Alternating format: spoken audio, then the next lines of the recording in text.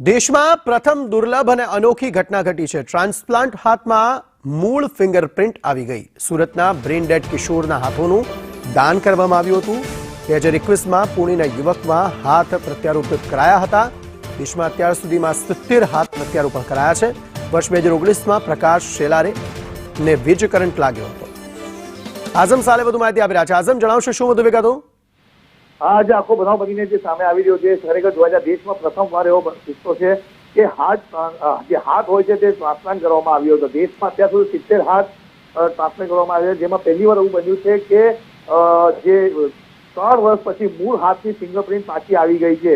એટલે આ આખી વાર્તા ત્યારે સામે આવી છે કે જ્યારે ટ્રાન્સપ્લાન્ટ થયું હતું ત્યાર બાદ હવે ફિંગરપ્રિન્ટ આધાર લિંક મેચ થઈ ગયો છે। આખા ઘટનાની અંદર જે ડોનેટ લાઈફ સંસ્થા હતી તેના સ્થાપક જે નિલેશ માંડલેવાલા છે મહેનત રંગ લાવી છે।